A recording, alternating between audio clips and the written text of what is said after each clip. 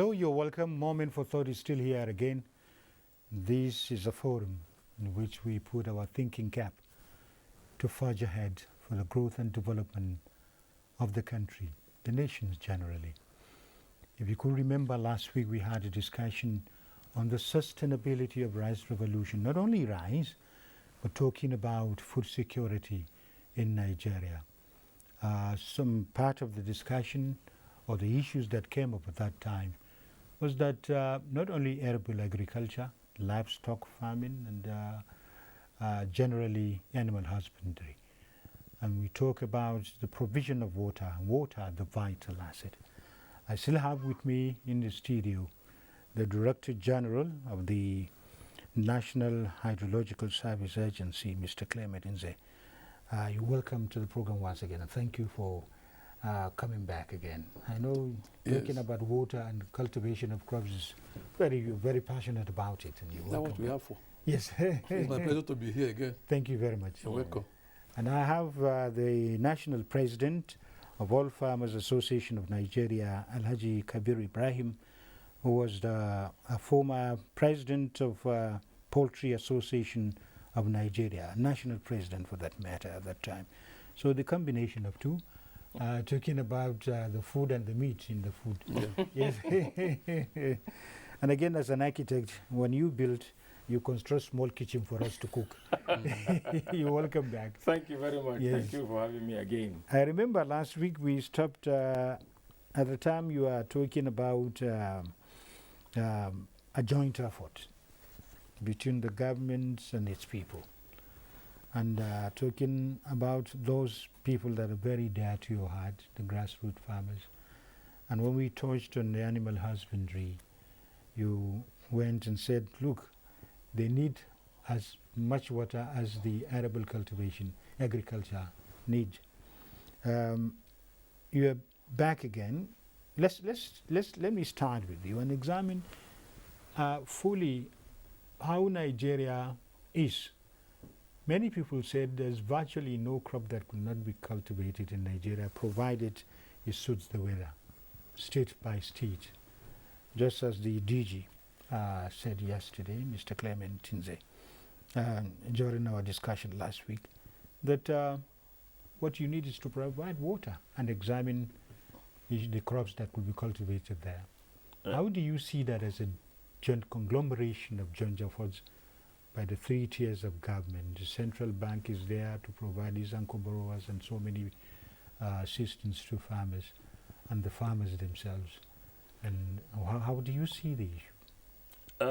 Well, I have a lot of hope, that we will get to the promised land if we work in tandem with each other. Yes. So we have to have the right kind of synergy. No, we should not work in silos. Every cross-cutting issue that has to do with agriculture has to be synchronized with every other one. Okay. Let me put it this way to you. Yes. The Federal Ministry of Agriculture should synergize with the CBN, with NALDA, with the Ministry of Water Resources, with investments, with aviation, with transportation, with science and technology. Everybody should work together towards the goal, this goal of attaining food security for Nigeria. And the people who are going to do it, the stakeholders, the farmers, have to be carried along all the way through. You cannot determine or decide what will be good for me when I'm not there. You need to always tell me exactly what is happening, and then you need to hear from me. You need me to buy in. And then we also have to realize that agriculture really takes place in the rural areas. Yes. And that is the state's own rural areas. Here in Abuja, there is very little agriculture going on. What we need is the enabling environment to be able to do agriculture. And agriculture is really in the states. Yes. If you go to other climes, agriculture does not happen in urban England. It's in rural England. You go to rural England for agriculture. In Nigeria, the All Farmers Association has been attending the Royal Agricultural Show in Stonehenge, Coventry. Going from Paddington up to Manchester. If you look left and right, there are farmlands, there are animals grazing in plush, green and all that. And for 161 years, they were doing this agricultural show in this environment. That environment was solely taken over by the private sector. The government of the of the UK is not involved. There is the Queen who is a guest of honor in the ceremonies. The Prime Minister does not go in there. So in Nigeria, we should do the same. Agriculture or any enterprise for that matter. We practicalize agriculture. Yeah, it's private sector. Yes. The government will create or provide the enabling environment. But you hear what has been happening over a long period of time, not now, is that there is some domination of these activities by government.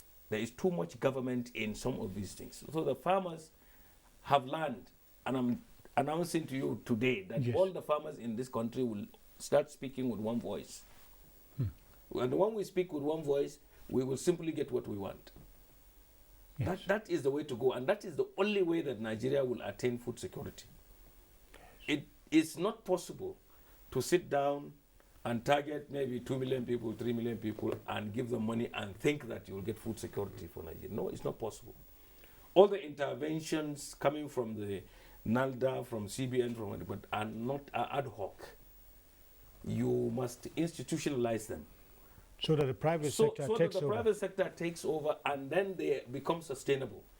Okay. When a government goes, for instance, the program continues. It is not dependent on a particular government. And the commercial banks should set in. You see, hitherto, yes. before the CBN began to intervene and use the big stick yes. to make commercial banks give loans or participate in agricultural lending and all that, most banks had some apathy for agriculture. They never believed that you could do agriculture and pay back. But you must, as a farmer, you must look at agriculture as a business. You have to have a business plan, and you have to have an exit strategy. You have to do agriculture for money, not for subsistence. If it is subsistence, you will never pay. Yeah. So if, let's say, the CBN intervention is institutionalized in the Federal Ministry of Agriculture, then it will be there for all time. I tell you this because I know. You know, I have been a consultant for the CBN in its physical development. When Soludo was there, they decided to intervene in providing centers of excellence and some buildings, classrooms and all that, and even formations for the army, some facilities for the army. Yes. Like I'm involved until recently in providing classroom and conference facilities for the Naval Academy of Logistics and Finance in Owerinta, yes. in Abia State. We did the design and all that and supervision, and CBN intervened in that way. So agriculture needs that. Now, what is happening in agriculture today is we are targeting competencies. By competencies, I mean commodities, like rice, like maize, like ginger, like many other things, potato, all kinds of things. But food and cash crops kind of. Both food and cash crops. And we are reaching farmers directly without anybody to say that they are really farmers. Yes. If you come to Abuja dressed like me, for instance, and claim that you are a farmer, you have to show us your farm. Where do you farm? What are the coordinates of the farm? What is your strategy for paying back the loan? So development, let me come to the DG. You know, I told you earlier that he's a teacher. Yes. And so he said it was easily to be controlled. But we know when you talk with passion, everybody talks with passion about agriculture. These smallholder schemes and cooperatives, instead of just, the state government too, like the federal government, will provide enabling environment. Yes. Then the private sector could come in. Even in the development of these dams and what have you, there could be chance for the private sector to do that, alongside with the government, or on its own. See, it is the duty of the federal government to provide the enabling environment. Come for water, with regard to water, for instance. It may not be easy for an individual to embark on building a dam or small facilities to hold water to do his irrigation. But the Federal Minister of Water Resources, under the current leadership, have done so much in terms of completing some abandoned irrigation facilities and dams. Now, so many people have been coming to, having provided the facility, like the issue is water. Many people from the private sector have been coming to get license to take over or to take some of the facilities like the dams to be able to take water to enable them to do their irrigated agriculture. Yes. Another one of the agencies of the Water Resources Ministry is Nigeria Integrated Water Resources Management Commission. It's a regulator. So many persons, companies from the private sector have been licensed to take water from some of these dams. The federal government had provided the dams, which volumes of water have been impounded in so many locations in Nigeria. But the states, many of them are not forthcoming, even in making use of this water in their own localities. Incredible. Now, the issue of now bringing in the private sector is a very welcome idea. This commission I mentioned has licensed a lot of companies. Okay, talk about, let me say, maybe Baccalaureate Dam, for instance. Goronyo Dam, although we have some project that is going on there under the federal government. Some people have come to be licensed so that they can do whatever irrigation they want to do, either any type of farming they want to do, whether livestock, which water is key in which one you are going into. So there is, this thinking is not just a thinking, it's already on ground, it is already performing. So whosoever needs in the environment where you are, any part of Nigeria, and there are some bodies of water that have been provided by the federal government through the Federal Ministry of Water Resources, there is facility now available for you to come for licensing. You can give you such facilities for you to enable you to do your irrigation or your farming activities, whether livestock or not. So the federal government is providing such a enabling environment to enable the private sector to thrive in terms of, say, bulk water being made available, which an individual holding farmer or whatever may not be able to. And again, the current water resources bill before National Assembly is taking care of all those things so that there will be no arbitrary use of water to shortchange or maybe those living downstream. Okay. Yes. So have you seen these arrangements when you're talking about your farmers and the issues? It's a very welcome development. Coming from him, I think we have reason to celebrate if these facilities will be available to our farmers. They will be encouraged. Because the farmers normally, those who depend on rain-fed agriculture, for most part of where they are idle. So if the chances are available for them to be able to do irrigated farming, it would be welcome. As I told you, in some places, and even here it will come, a number of us will start using groundwater where we don't even have dams to be able to do this. And then where we have not the domestic borehole system can. No, but you see, the borehole can also be industrial. I have 3 boreholes on my farm, and I use borehole water. I do fishery, I do poultry, and I do large ruminants. And I don't use the municipal water. I use my boreholes. Yes. And I have a beverage production company. I also use borehole there. And what it is this. You see, when you have a very large water body and you have a dam, this is communal. If you take Mina, for instance, and you decide to do a dam around that area. It's for everybody there. Yes. What is going to be very good is if anybody is going to invest in canalization, Yes. taking the water away very, very far into the areas where there will be agriculture and all that, you should welcome that. If the guy is going to invest in that and the farmers are going to pay him even for that, it's well and good. It's good investment for him and good investment for the farmers because these facilities are being brought to them. So this possibility is a very welcome one. Okay. His agency and the Federal Ministry of Water Resources should simply call us to discuss this and see how many people are really ready to do that, to invest. Yeah. Well, calling them, you're talking about the private No, sector. by calling, I mean, you see now you procure many things through the Bureau for Procurement. So you can have adverts. I'm sure I've seen adverts like that when, you know, people bought into what he just mentioned, and there could be more. You know, if you look at, I was talking to him before this about Sapke Dam. This is a dam in Daura. Daura is very close to the Sahara Desert. And then there is a lot of problem with water. And the rains do not last for a very long time. And the population there is rising. So you need water to be able to cultivate food that will feed the people there. In this country today, what we are seeing is that it is possible for us to really produce what we eat and eat what we produce.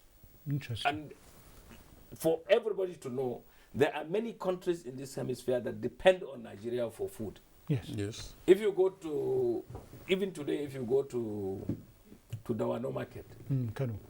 Since they opened the borders, you will find so many trucks carrying food items going to Niger Republic up to Timbuktu. And the corridor to Ghana, northern Ghana, is still open. People still carry food there. So this brings us to the agriculture and the economy. Yes. Beyond this, just food security. Although when you are not well fed, you can't trade. But all the same, when we ensure food security and the sustainability that matters, talking about agriculture and the economy, international trade, do you foresee that kind of feat that Nigeria will really make in order to be the hub of food in Africa, West Africa to start with that, because it has started, so to speak. So how do you extend that, like places, arid region and what have you?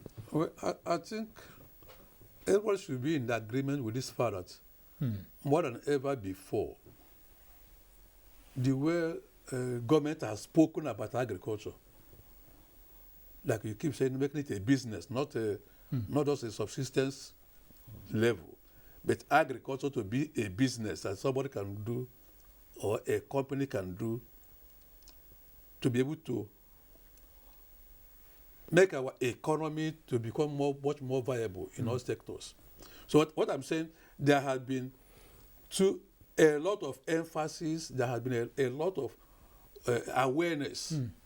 So we strongly believe that this will gravitate to people or country coming to that point of being self-sufficient when it comes to talk about food security.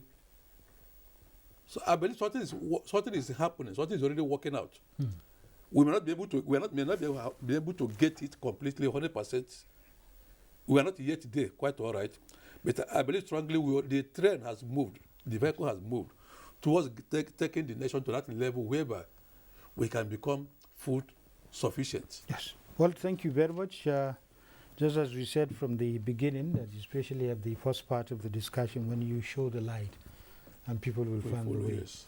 And talking about the factors of production, land, capital, and labor, I think we have enough in the country. The federal government or the central bank is there. The capital and the lands, we have the lands and the labor. Especially, I would like to visit him. He will feed you with rice, then there's meat to eat, and again, the beverage. Yes. So, thank you for coming. Yeah, Alhaji Kabir Ibrahim, National President, All Farmers Association of Nigeria. Thank you very much for sharing your wealth of experience in the cultivation. One day, I think we'll invite you for architecture and You're welcome. yes, and infrastructure development in the country. Thank you very much, Mr. Clement Nze, Director General, Nigeria Hydrological Services Agency. Thank you very much for coming. Thanks a lot. It's my pleasure. Thank you very much, and we hope we'll continue to provide water. Definitely. Water, the vital asset. Yeah. Yes, thank you very much. Thank you. You've had it all talking about sustainability of the mark that Nigeria has made as far as agriculture is concerned, at least improvements and encouragement of farmers and all the stakeholders, just said, as they said, all hands should be on deck for greater future for this great country. Thank you for watching. I am Aliyu Bababaro. Goodbye. Thank you.